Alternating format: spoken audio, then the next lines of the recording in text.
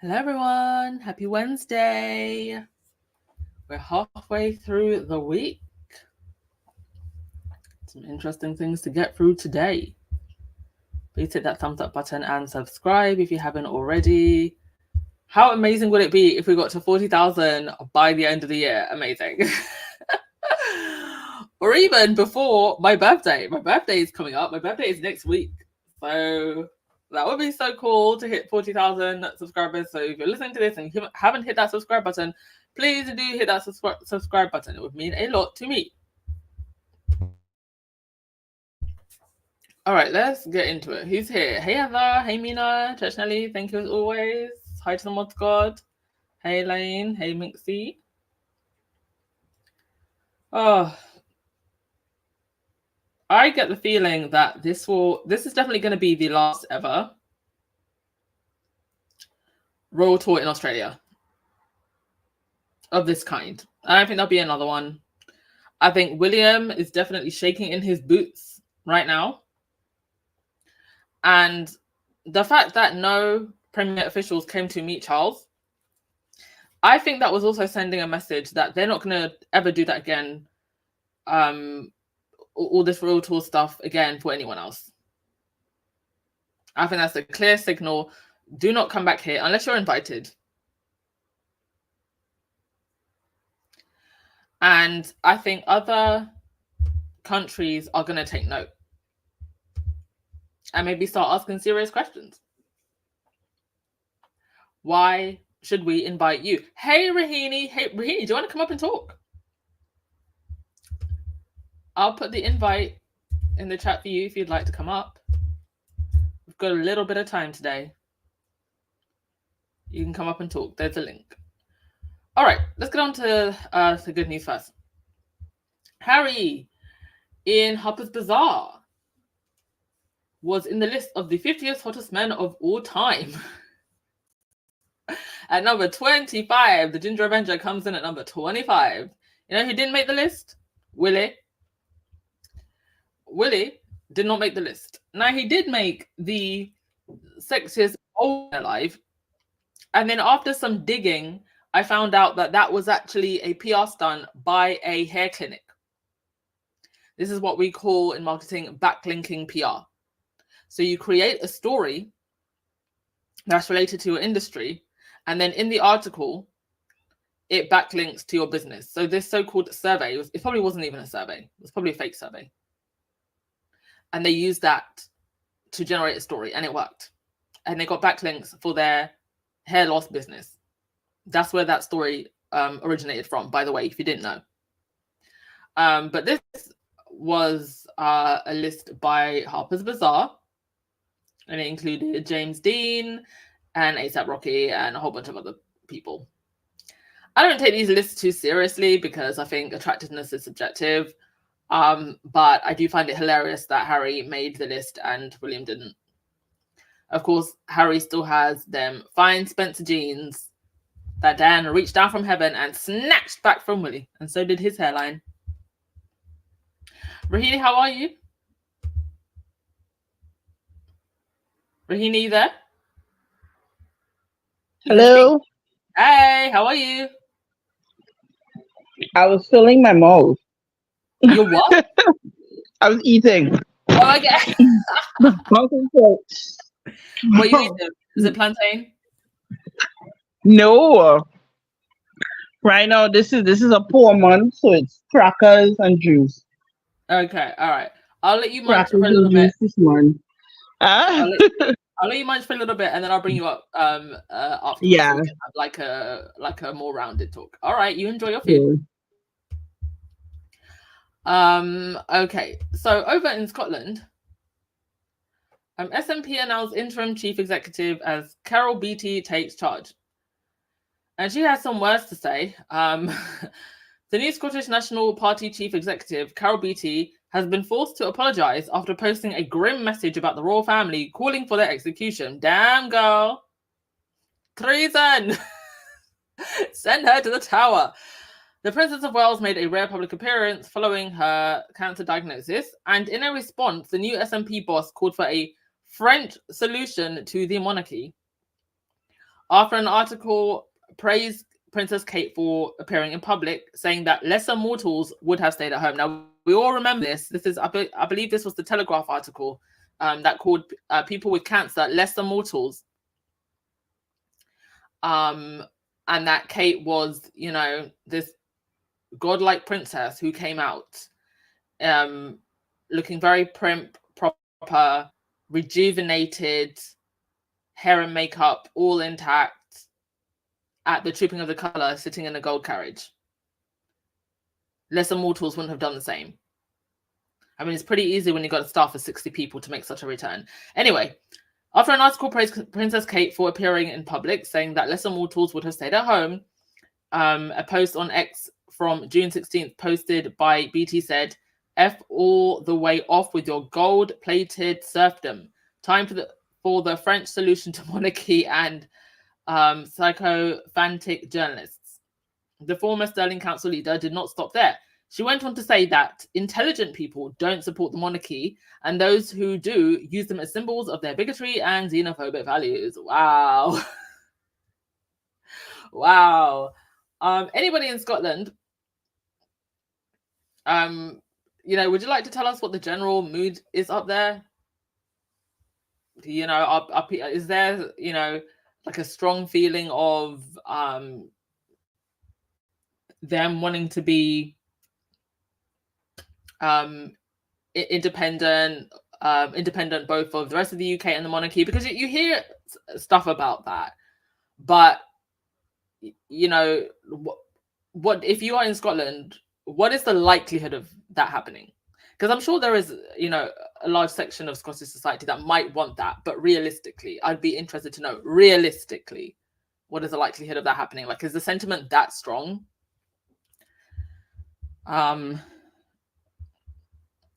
Okay, so next thing. Back to this protest that happened. Miss Lydia Thorpe, when she came in after Charles's speech to Australian Parliament. Now, when she swore in, because Australian politicians have to swear allegiance to Charles still, she said in part of her, there's a part of her speech where you have to swear to the monarch and his heirs. H-E-R-S, monarch and his heirs. She said, monarch, I swear to the monarch and his heirs. H-A-I-R-S. So that's kind of how she got around it.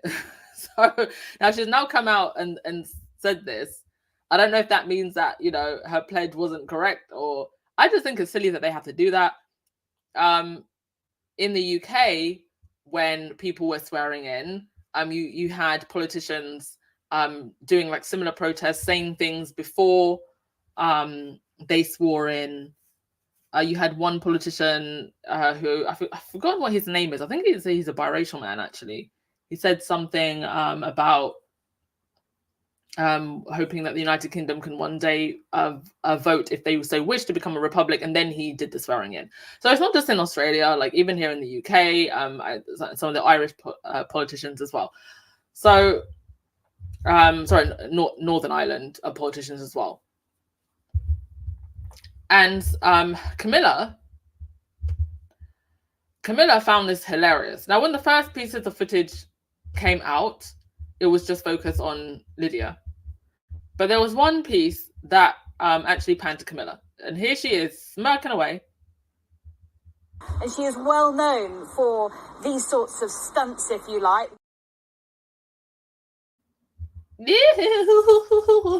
So funny. And she is well known for these sorts of stunts, if you like. And so now we're going to watch the full footage so you can see it in context. We are the real sovereigns in this country. The king is not our sovereign. The king lives in your country. He's from your country. He can't be our king.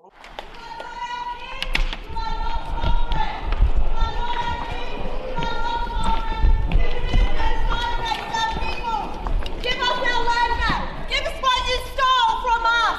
Our bones, our skulls, our babies, our people. You destroyed our land. Give us a treaty. We want a treaty in this country. You are a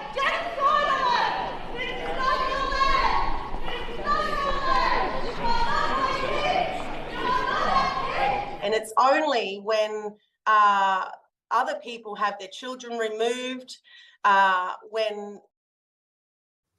Yeah, and you know, a lot of people have been saying, you know, why did you protest so loudly? Why did she have to come marching in like that? Well, politeness, I don't think works in these type of situations, because had she have maybe done a more silent protest or some thought piece in some, you know, media outlet, it wouldn't have gone viral in the way that it did. Like, this has gone viral outside of royal news circles. This is a Mr. Mark Fennell on Twitter saying, in the years I've been making Stuff the British Stole, the biggest lesson for me has been how much history hides behind politeness. Polite plaques, polite speeches, polite monarchs. I don't have Lydia Thorpe's life experience, and it's not appropriate for me to offer commentary on her actions. But let's be clear on one thing. The British Empire was not a polite enterprise. Like most, it was built on conquest, power, and yes, things were truly stolen, many things that have not been returned, or in some cases even acknowledged. It was not a polite empire. And there you go. And she is actually an elected leader. So, you know, she didn't get this position just because of, you know, whoever's belly she came out of. But Camilla, truly, just a vile woman. Apparently she was in India getting spa treatments. Off in India getting spa treatments before the whole tour began. You know, getting her glow up before she had to go on this tour. I don't know, can I actually find an article about, let me see. No, anyway, never mind. And she cannot seem to help herself in these types of situations. Even when she's with other dignitaries. Like when she went to the commemoration service in France, and Brigitte Macron was trying to do the human thing of just, you know, taking her hand. And it's the way in which I think people in this institution continuously sabotage themselves. You know, a moment like that, when you had the French First Lady taking her hand, that would have looked like such a sweet moment. That would have been PR gold. That would have actually made Camilla look good. And she is so full of herself, even in a moment like that, that is meant to be a very somber moment, a moment of stillness, a moment of respect. And even towards Brigitte Macron, shooing away her hand, like, I'm too good for this. These people sabotage themselves. That, you know, nobody else has to sabotage them or help them in any way. They do it to themselves. There were also other planned protests, but the police managed to get to the eggs just on time. This is the first time we've seen eggs for a while. I remember during the coronation and also during all the processions that they had after Betty died, eggs getting confiscated and thrown around. So the police confiscated dozens of eggs and they were taken into custody. Although the British media is reporting that the tour has been excellent, the arrest of the eggs shades a doubt on that assumption. In other news, our reporter confirms that there were no eggs present at either Harry or Meghan's tours. Indeed, there weren't. There were no eggs, there were just hugs, laughs, and smiles. Now, this image has been going around of Princess Diana's crowd when she went to Australia with Charles all those years ago, and Charles and Camilla's crowds, and the difference in the size of crowds. Now, one could argue that part of the reason there is such a disparity in the crowds is for security reasons. So let's just go with that. Let's go with that for a sec. That they, because Charles and Camilla were actually walking down those stairs. You can see it from another angle. And that wouldn't surprise me, because they did absolutely everything to make sure that protesters did not get anywhere near Charles and Camilla, even peaceful protest. I don't actually think that I didn't see signs of anybody wanting to do anything malicious, just protest peacefully. So I think part of the reason they had to cut the crowds was first and foremost because of security. A lot of the people in the front, and you can see it here, are children. You can see the coloured uniforms there. So I had a lot of children come out to the front. And some, a lot of people did come, but was it anything in comparison to the crowds of Diana or Harry and Meghan? No. And they want to make it look like it was, this huge fanfare. But you also have to remember that this is a very touristy area anyway, first and foremost. It's a very sunny, bright day. People would be out. And I also believe that there was a cruise ship that pulled up around the same time. So that's hundreds of people that just happen to be around. And the cruise ship crowd is mostly what? A little bit older. So, Charles and Camilla are around. What a great way to start our holiday. Jump off the ship and go wave at Charles and Camilla. So they got very, very lucky. And this is just generally a crowded tourist area anyway. And they made sure to announce it. Had Charles and Camilla's image beamed on the Sydney Opera House to let people know that they were coming. But it's nowhere near the crowds of Diana or Harry and Meghan at all. Also, the day before, when Camilla was going through the crowds, I didn't have the footage at the time, but I have it now. This happened.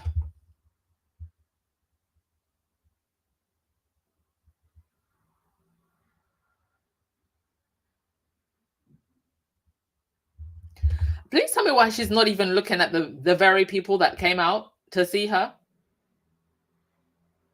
She's barely looking at them. And she's standing so far. You wanted to be queen all this time and you can't even do a decent walkabout, lady. She wanted the title of queen, not the duties. And bearing in mind, the duties is literally walking up and down and shaking hands with the peasantry. And we're barely managing that. I don't think that we're going to see very many tours from Charles and Camilla because, respectfully, no disrespect to the elderly, they are, older. These tours are grueling. I think during Diana and Charles's tour, there were almost 40 flights or something like that they had to take all the way up and down Australia, hundreds of outfits. I mean, I might actually do a podcast where we do throwback Thursday. Charles and Diana's tour. I mean, there was enough drama for a good podcast. And they're clearly struggling being two elderly people. They're a part of their lives where they should be winding down, but they have all of this duty and pomp and pageantry to have to play into. And you've got Kate and William, no charisma, losing popularity, looking like they're about to call it quits. So you can't send them anywhere. Harry and Meghan have now left and they seem to only be going where they're invited. And when they do go somewhere, they actually come with something. They're not just coming to smile and wave. So I think it's put the monarchy in a very, very sticky situation. But this is just inevitable when you choose not to evolve. They had all the opportunity, especially when Meghan came into the fold, to create something new, modern, and willing to have difficult conversations. At this point, it's just like, well, you have a chance. You've proven that you can't do it. What's the point of you? Henry VIII on Twitter saying, politicians generally know their constituents. None of the premiers showing up for Charles and a senator loudly protested to his face. Charles is going to lose one of the big three during his reign. And Sherry following up by saying, and William is going to lose the others. That by the big three, she means Australia, New Zealand, or Canada. They are both unpopular and have shown what kind of men they are.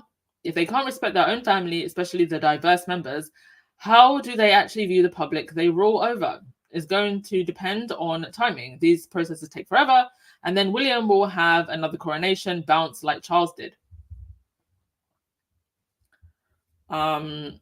They also went to a church where they had to sign a book. Kim is of Scotland saying, surprised that Bible didn't singe her hands as she signed it. or that lightning didn't strike her and old Chuck. I hope Diana's name stood out to both of them like a flashing neon sign, reminding them of how horrible they were to her, ultimately driving her to her death.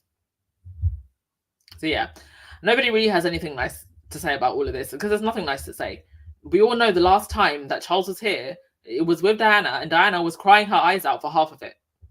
There's nothing to celebrate. Also, I haven't heard too much about this, only seen one article. But for years, there's been these rumors about a love child, royal minders on red alert over Charles and Camilla's secret love child after he sends them an ominous warning for their trip to Australia. Listen, I'm not saying that I believe this man. I'm just saying that this man hasn't been sued and nobody is claiming that he's lying. This man has not been sued. So I'm not saying that I believe him. I'm just saying that he hasn't yet been sued. It's only going to take one DNA test. What do you think? I don't know. I feel like I can see a little bit of Camilla in his lips there. A bit of Camilla in his lips and his forehead. I don't know if I can see too much of Charles, but I can see a bit of Camilla. Maybe if he took off the glasses. All right, let's go to the comments because it's probably a lot.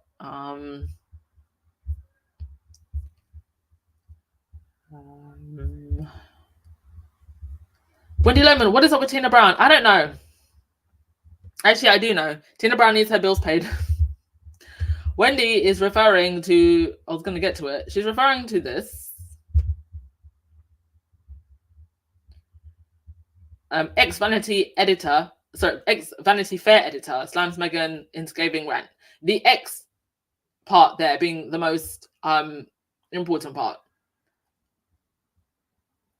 Because this is all this lady can do with her life, is keep another black woman in her mouth. Because she clearly has nothing else to do at her big age. Do expect the attacks to amp up because we've got Harry's court case in January. We've got Aro coming out very soon. And a possible, don't know when it's going to happen, but I feel it coming, some kind of announcement from William and Kate. And one of the reasons I feel like an announcement might be imminent from William and Kate is because of this. We know that the palace and the media like to project. This is a screenshot of the news tab of Google right now. Prince Harry and Meghan headed for divorce. Harry and Meghan go separate ways. Inside Prince Harry and Meghan's separate lives. Prince Harry doesn't want to include Meghan in an important part of his life. Harry and Meghan's new Portuguese home means they may never return to the UK. Meghan and Harry's inevitable problem as great double act falls apart. They are throwing everything at the wall.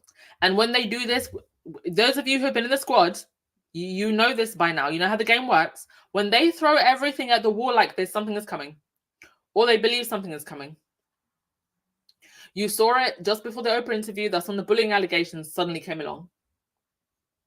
You saw it when Andrew was being exposed. The attacks amped up against Meghan. When the rumors of William's alleged Rosebush antics came out, and it's happening again, with an added ferociousness that I haven't actually seen in a while. There's also on Channel 5 this weekend a documentary. Channel 5, by the way, in the UK has become like a propaganda arm for the monarchy as well. They even had a documentary last week, Kate in her own words. What words are these? I don't know. But they also have a documentary this week about Harry and Meghan separate lives and business falling apart. And I think that if I was someone who just believed everything that I read, I mean, are you people not embarrassed? The people that actually read this and believe this and can't visibly see that this is mass propaganda against two people, especially against Meghan. Like, how do you not see that this is just not mass propaganda and bullying? How do you not see it? And it's also, as we know by now in the squad, projection. Meghan made Kate cry, only for us to find out that it was Kate that made Meghan cry. They do this every single time when they put fake stories out about Harry and Meghan, it's always the opposite. And this is blanket wall-to-wall coverage now, and documentaries. I think that for the people buying into this, get ready to be embarrassed. Hugely embarrassed. I don't know how some people are going to cope. The Harry and Meghan hate train is like their daily hit of dopamine. I don't know how they're going to cope when the truth comes out. Also, Camilla was walking around without shoes, which, I mean, I like to do that too sometimes. Grounding is good. And if anybody needs to go outside and touch grass, it's Camilla. But if this was Meghan, they'd be calling her all types of ratchet and unroyal. They've moved on to the next part of their tour, by the way. I think they are in, is it Samoa? They tend to get greeted very well on these kind of like smaller islands. I think they still have a very strong allegiance to monarchy. I think that there's a tribe, I think in Africa, Central Africa. Oh God, you know, excuse me, I forget. I'm actually going to research this. It's either somewhere in Central Africa or somewhere in the Caribbean, but they believe that Prince Philip is a god. If anybody knows which country in Africa this is, or in the Caribbean it is, or what they're called, please do let me know.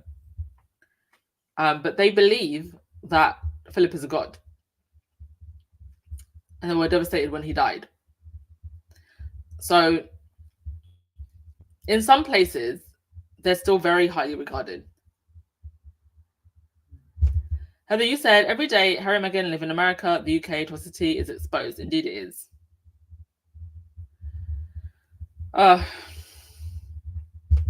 Claudia, you said, Meghan appears to be dictator's meal ticket. I mean, have you heard Tina Brown's name at all in the last few years, unless she's talking about Meghan? These people have nothing else. Nothing else.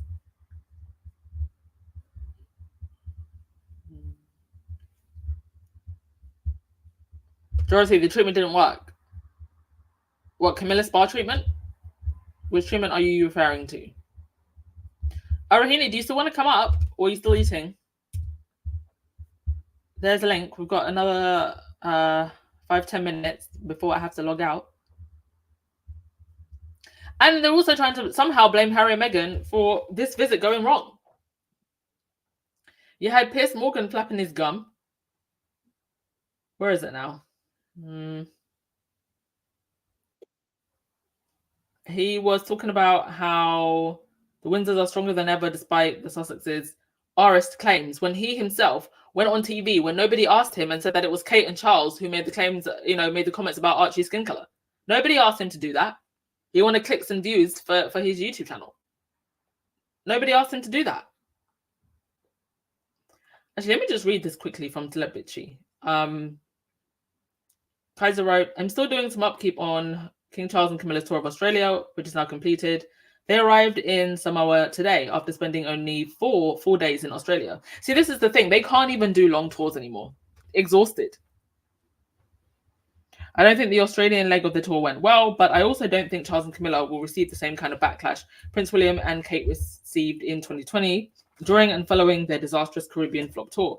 Will and Kate's 2022 tour made global headlines for their tone-deaf staging, colonialist attitudes, and inability to be modern or project modernity. Charles and Camilla's tour was not modern either, but that's not their brand. Their brand is supposed to be nostalgic and old. They delivered, but few are buying it. Well, Piers Morgan is trying to hype these two waxworks, probably because he's such good friends with Camilla. He must be looking at completely different photos because Piers claims that thousands of people came out for the Royals and the Sussexes' campaign to smear Charles and Camilla has failed. Harry and Meghan are just minding their own business. I can't imagine how annoying it is to just be minding your own business and then somebody just throws you into the conversation randomly. What a right royal triumph. The first tour of Australia by a reigning British king had threatened to be a dump squib disappointment after days marred by rain, noisy anti-monarchy protesters, and a series of pathetic political snubs, culminating in an idiot attention-seeking senator screaming at Charles about his supposed complicity in committing genocide against Aboriginal. You know, it's just the pathetic way in which they twist the narrative like that. As if this woman has, this elected leader, this elected official, has no right to have her voice be heard. Hey, Lauren, nice to see you. How you doing? But the Aussie people didn't get the royal bashing memo, and in a stunning outpouring of joyful support, out they came in huge numbers at the iconic Sydney Opera House. I mean, there would have been huge numbers there anyway. For all the embarrassing and very damaging shenanigans of Harry and Meghan and their disgraceful campaign to smear the royals as a bunch of callous arists, the firm have emerged stronger than ever, despite the loss of their great matriarch and despite the new king and his daughter-in-law, the Princess of Wales, fighting cancer. Kaiser goes on to say that Piers included so many quotes from Lydia Thorpe's protest. What's going on there? Is he rage baiting or is there an ulterior motive? It feels like a typical British journalist thing of not directly criticizing the Windsors, but fully quoting their biggest critics, all while decrying said critics. As for the mention of Meghan, Harry, and Callis Aris, Piers was the one who identified Charles and Kate as the royal Aris. He was a vital part of that whole storyline. It feels like something's cooking under the radar. This weekend's papers should be interesting. Also, I'm including a photo of Charles and Camilla outside the Sydney Opera House. You can see for yourself how few people came out for the Windsors.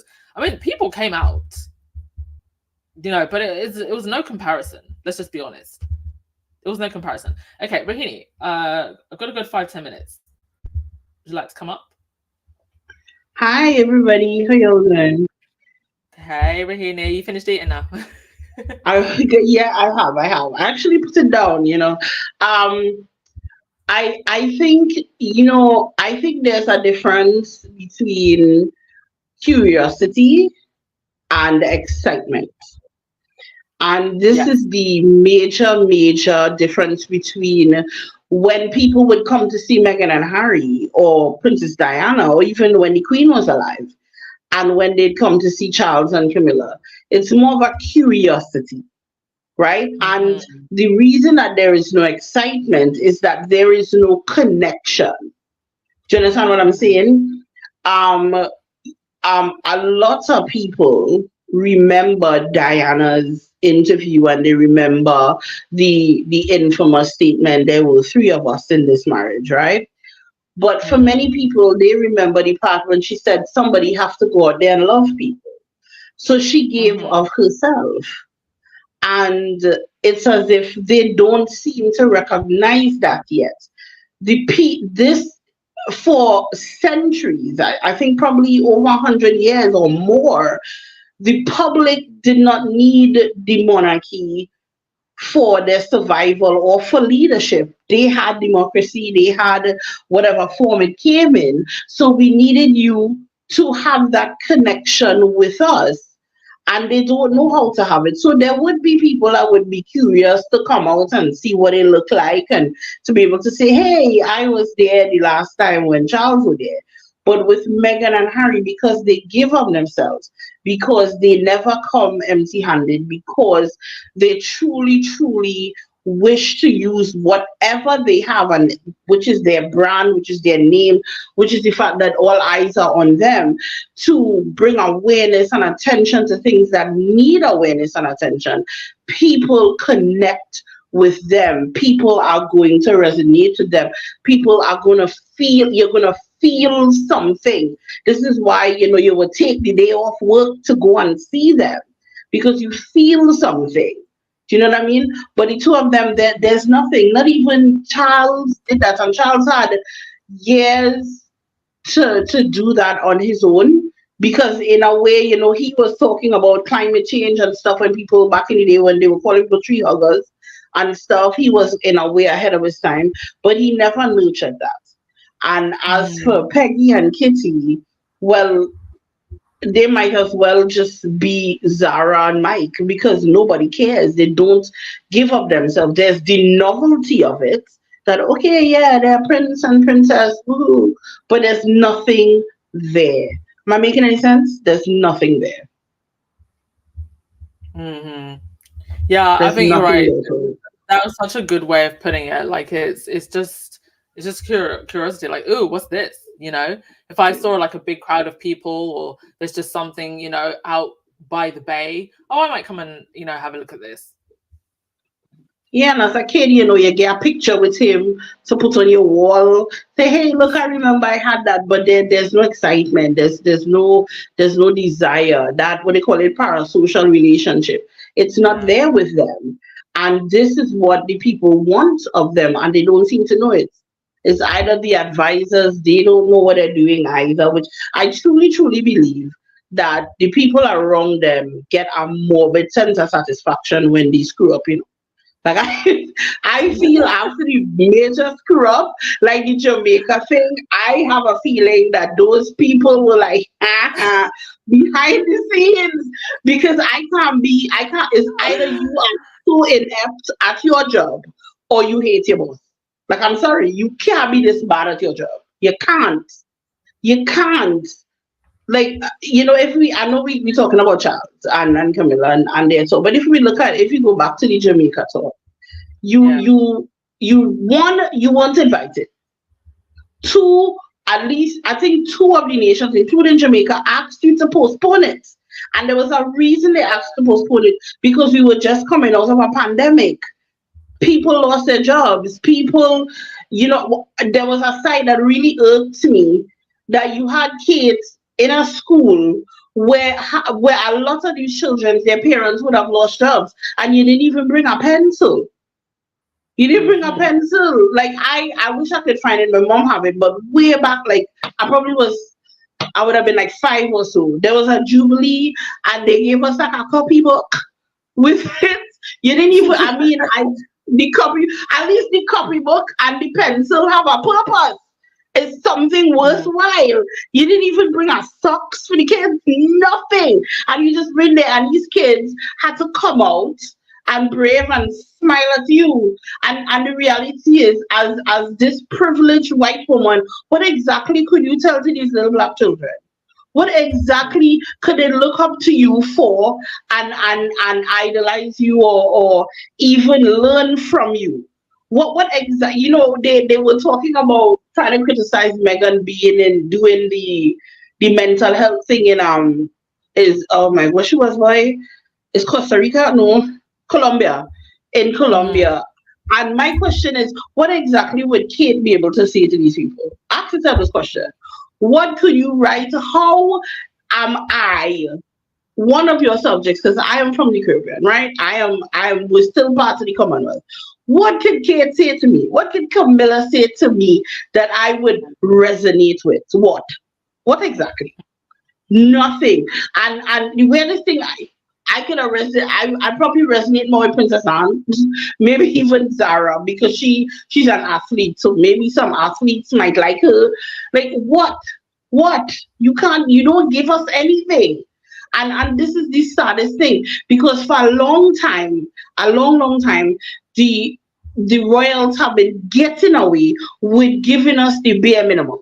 Not even the bare minimum, giving us the scraping on the floor, and everybody smiled and nod. But then here you had Megan come in and fix us a whole roast chicken, right? And with what appetites are wet, you have to do better.